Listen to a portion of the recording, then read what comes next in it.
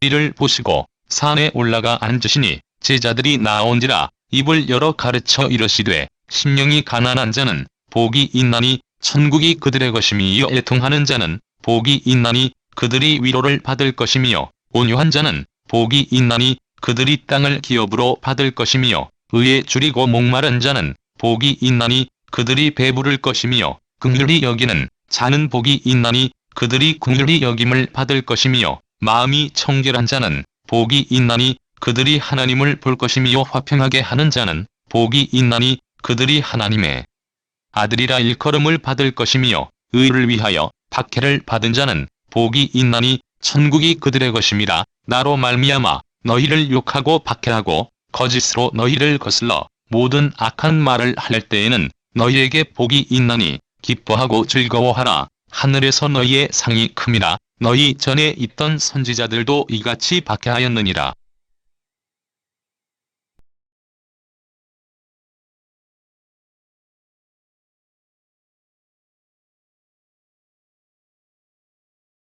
오늘은 팔복 선포 중에서 심령이 가난한 자라고 하는 제목으로 함께 은혜를 나누고자 합니다. 소유교란 사람을 구원시키려는 목적으로 언어를 수단으로 하여 계시된 하나님의 진리를 설명하고 알려주는 것입니다. 그러므로 모든 소유교의 주제는 예수 그리스도여야 하며 그가 행하신 구속 사역이 소유교의 초점이 되어야 합니다. 그런데 본문에서는 그러한 복음의 주제이시며 주인공이신 예수님께서 친히 무리를 모아놓고 설교하시는 장면이 나옵니다. 함께 상고해 봅시다. 첫째로 산상수훈의 서문을 기록하고 있습니다. 본문인 산상수훈은 예수께서 사역의 초기에 갈릴리 산간지방에서 제자들과 무리를 향하여 강론하신 말씀을 기록한 것입니다. 일반적으로 그리스도의 초림과 재림 사이를 살아갈 그리스도인들을 위한 윤리 헌장이라고 말할 수 있습니다. 즉 천국의 도래는 이미와 아직이라는 단어로 요약할 수 있으니 천국은 이미 임하였으나 그 완성은 역사의 종말에 가서야 온전히 이루어질 것이기 때문에 이미와 아직이라는 단어로 요약할 수 있는 것입니다. 그러므로 종말의 때에는 이 땅에서는 하나님의 진리와 사단의 불법이 혼재하는 세상에 살아가게 되는 것입니다.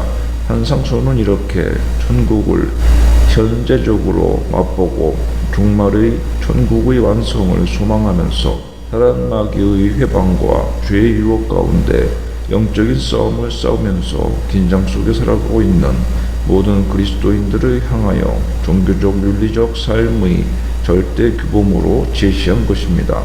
그러나 산상수훈은 이미 구원 얻은 성도들을 그 대상으로 한 것이기 때문에 행함으로 구원 얻는다는 행위 구원론과는 무관하며 명확히 구분되어지는 것입니다.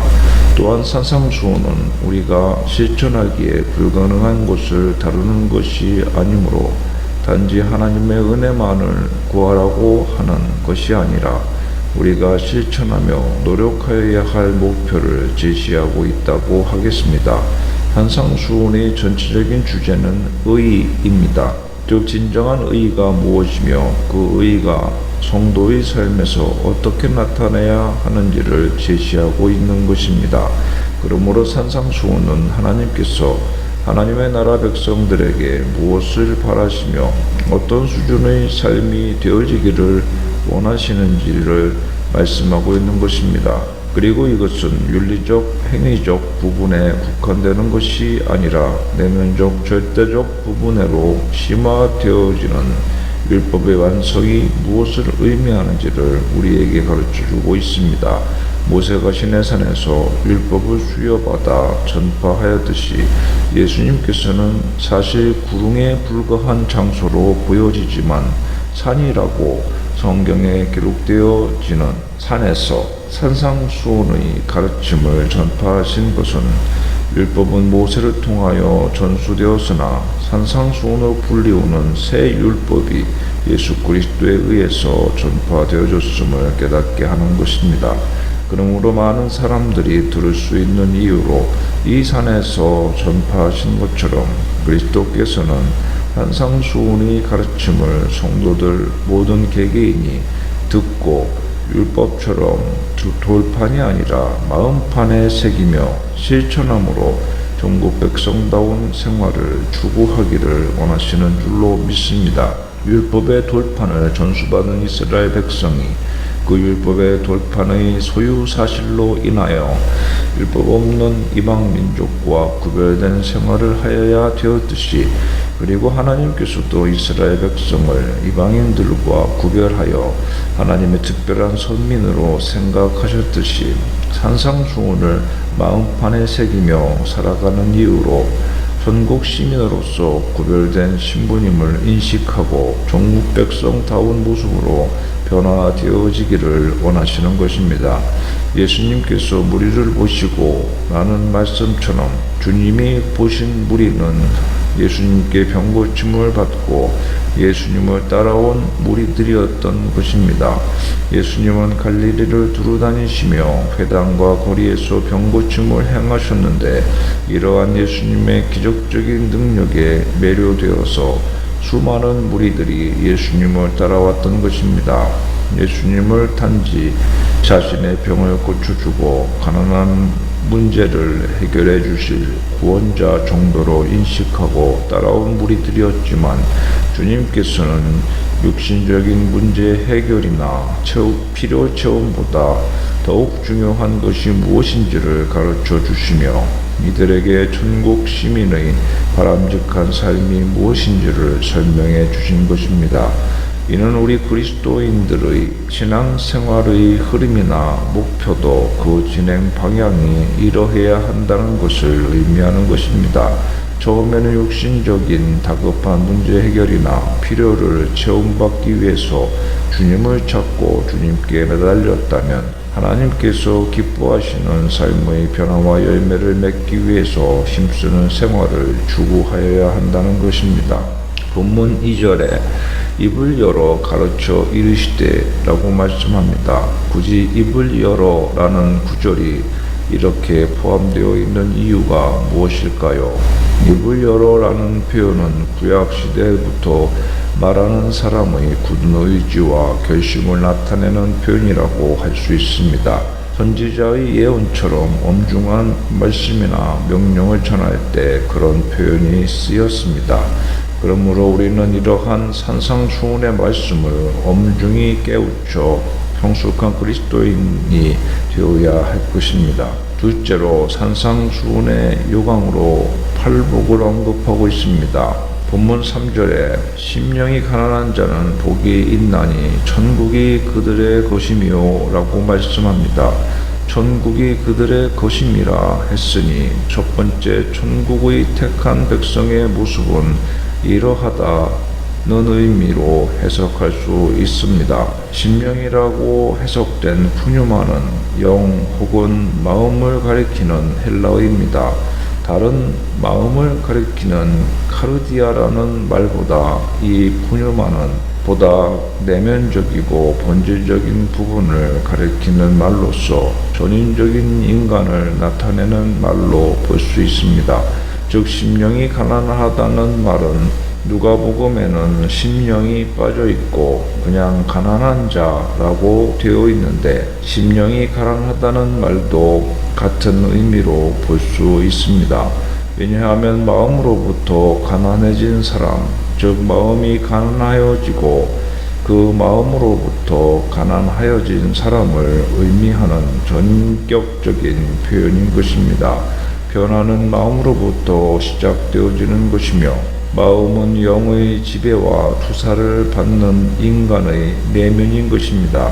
즉 얼굴 표정을 보면서 그 사람의 기분을 짐작할 수 있듯이 마음을 보면 그 사람의 영의 상태를 알 수 있는 것입니다. 기분과 감정이 표정과 직결되어 바로 반응하듯이 마음도 영의 상태를 즉시 반영하고 투사하는 전인격이기 때문입니다. 즉 심령이 가난한 자라는 것은 마음으로부터 가난하게 된 자, 즉 자발적인 마음으로 가진 것을 포기하여 물질적으로 가난하게 된 사람이라는 의미가 됩니다. 사람들은 이것은 물질적인 가난을 의미하는 것이 아니라 내면적인 가난을 말씀하는 것이라고 따로 떼어서 해석하기를 선호합니다. 왜냐하면 물질적으로 스스로 가난하게 된다는 것은 참으로 선택하기 어려운 일이기 때문입니다. 주님께서 부자가 천국에 들어가는 것이 낙타가 바늘길을 통과하는 것보다 더 어렵다고 하신 까닭이 그것입니다. 그러므로 일단 행하기 쉬울 뿐 아니라 받아들이기에 편안한 마음이 가난한 자만을 의미하는 것이라고 해석하는 것입니다. 그러나 병행 구절인 누가복음을 보면 심령이라는 말이 아예 생략되어 있는 점을 볼 때에 그렇게만 해석할 필요는 없는 것입니다. 실제적으로 재물이 많은 부자는 하나님 백성으로서의 진정한 겸손을 가지기가 힘든 것이 사실이기 때문에 더욱더 가난한 자에 비해서 몇십갑절의 겸손을 위한 노력을 해야 하고 돌아봄이 있어야 한다는 것입니다.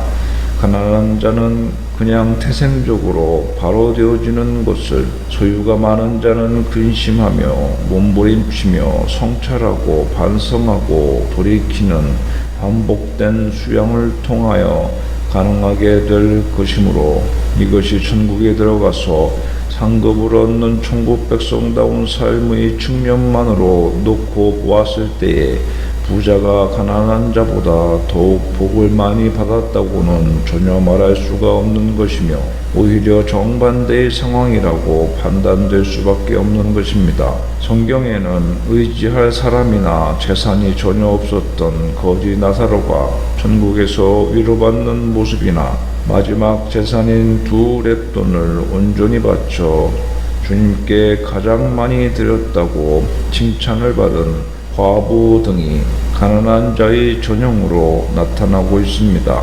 매우 적은 물질을 과부처럼 천국을 위하여 스스로 포기하였거나 애초에 그런 적은 물질조차 없었던 나사로는 그로 인하여 그가 받은 고통과 슬픔과 탄식 가운데 지켜낸 믿음을 하나님은 인정하시고 위로하신 것으로 볼 수 있습니다. 그러나 가난한 자들이라고 해서 이렇게 다 할 수 있는 것이 아니며 결코 쉬운 일도 아닙니다. 부자나 가난한 자가 자기 입장에서는 다 힘든 선택인 것입니다. 즉 심령이 가난한 자라는 것은 이 세상의 소망을 모두 끊어버리고 오직 하나님으로부터 오는 은혜와 자비를 소중히 여겨서 세상의 욕망을 채움으로 얻어지는 즐거움과 위로보다 하나님께서 위로해 주시고 사랑해 주시고 은혜를 주시는 것을 더욱더 기뻐하며 그것을 얻기 위해서 전자를 스스로 포기하는 그러한 생활 방식으로 사는 자들을 의미하는 것입니다. 이것이 진정한 겸손함인 것입니다. 학식이 많고 학벌이 좋고 소유가 많아 부유하고 권력과 명예로 타인과 구별되지만 그런 것은 단지 수단과 은혜로 주어진 하나님의 것일 뿐 세상의 평판이나 사람들의 시선이 아니라 하나님께서 사랑해 주시기를 바라는 겸손한 심령이 가난한 심령인 것입니다. 여러분, 사람들로부터 부러움과 존경의 대상이 되는 것이 여러분의 기쁨입니까? 아니면 하나님의 사랑과 위로를 받는 것이 즐거움입니까? 무엇을 추구합니까? 사람들의 칭찬이나 인정을 받기를 원하십니까? 하나님의 자비와 은혜를 더 많이 받기를 소원하십니까? 우리는 아직도 세상에 많은 소망을 두고 살기에 마음의 평안과 기쁨을 빼앗기거나 딱딱해져서 그러한 기쁨이나 평안을 경험조차 하지 못하는 경우가 많이 있습니다. 너무 각박하고 조급하고 불안하고 불편합니다.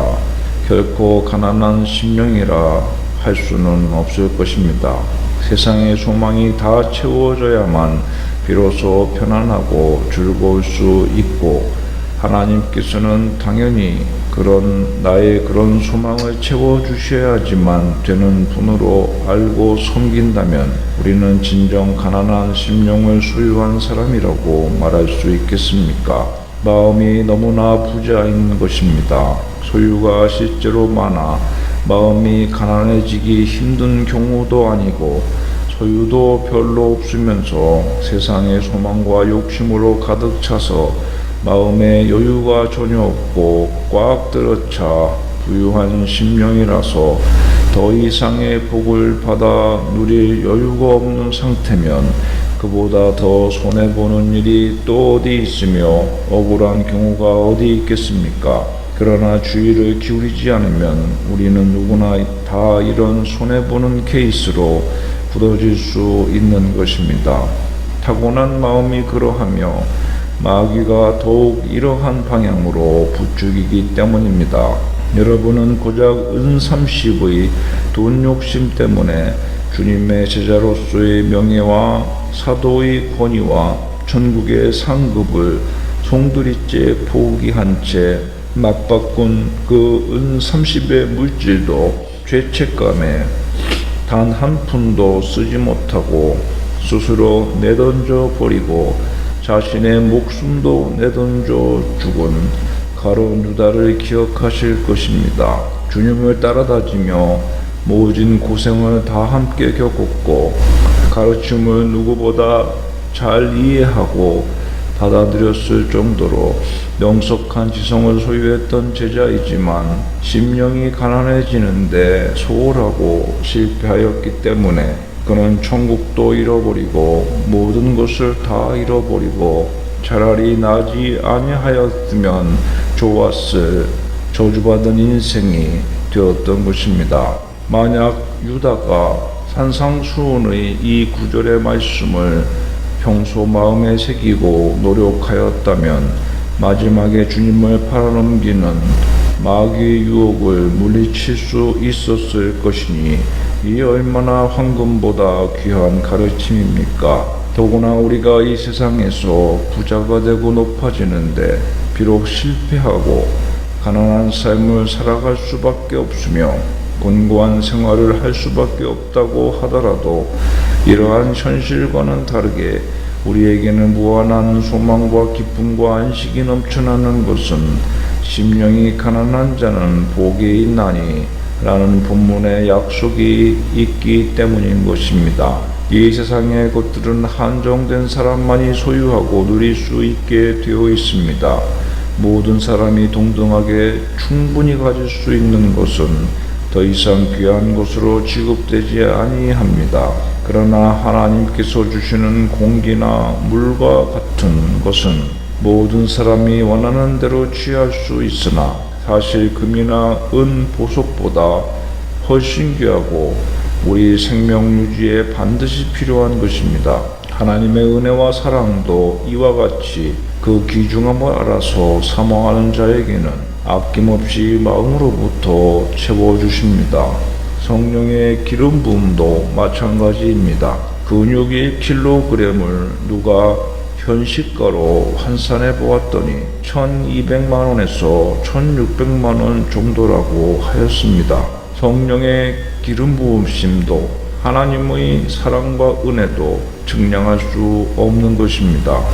예수 그리스도의 십자가의 보혈의 은혜와 감격과 구원의 기쁨은 억만금을 얻는 것보다 인간의 영혼과 마음에 기쁨과 환한 빛을 줄 것입니다.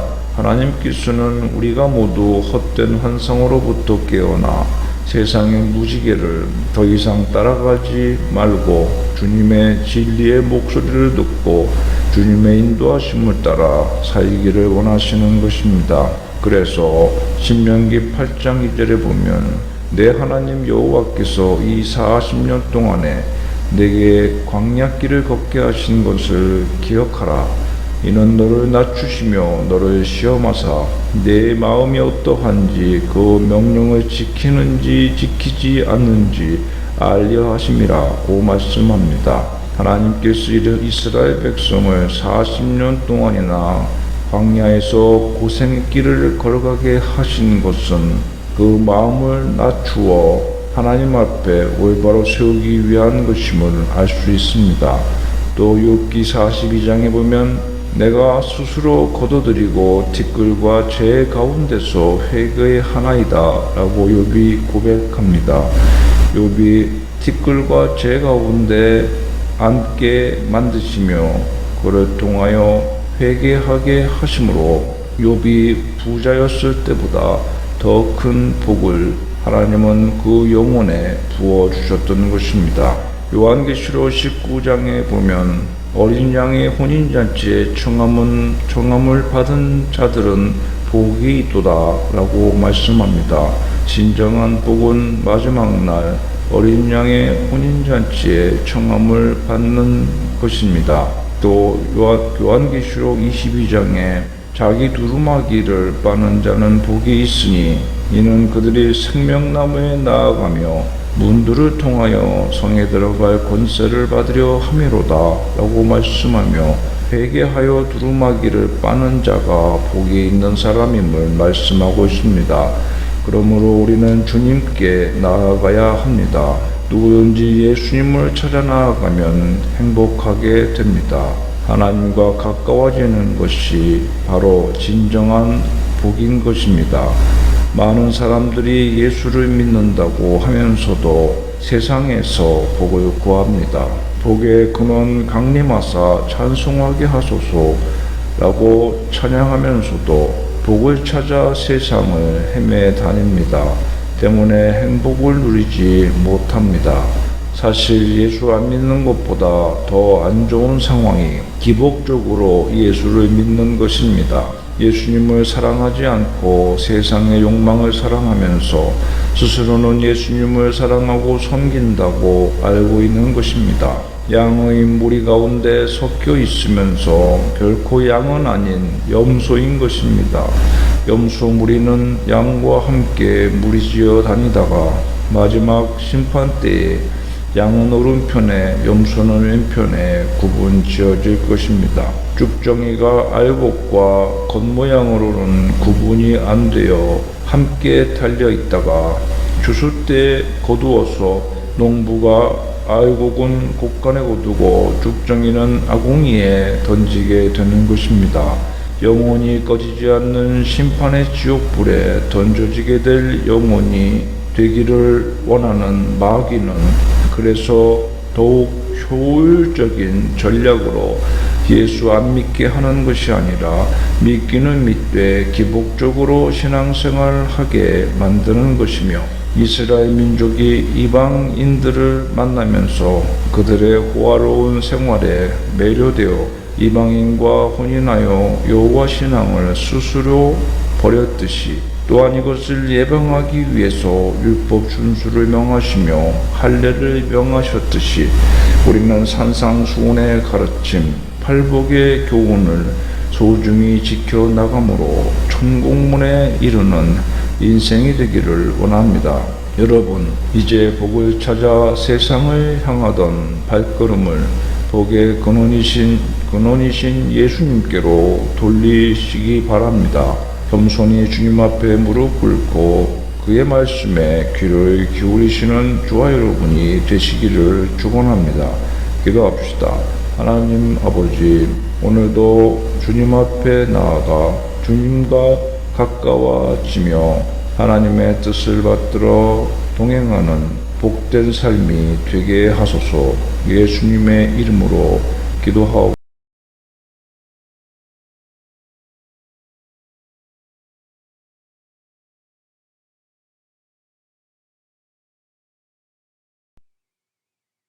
(430장) 주와 같이 길 가는 것.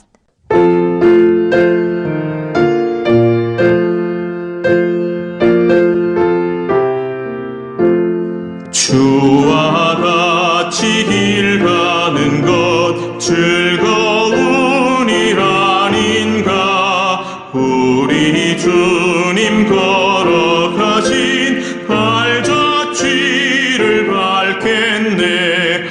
한 걸음 한 걸음 주 예수와 함께 날마다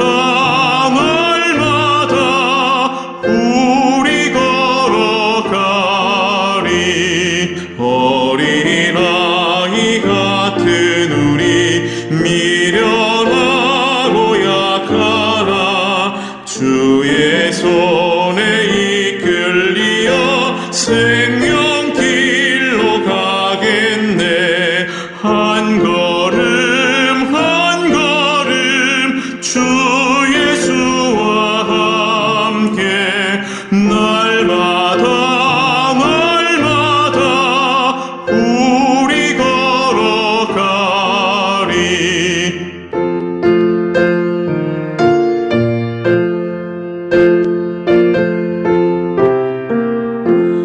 꽃이 피는 들판이나 험한 골짜기라도 주가 인도하는 대로 주와 같이 가겠네. 한 걸음 한 걸음 주 예수와 함께 날마다 우리 걸어가리. 옛 선지자 에녹같이 우리들도 천국에 들려오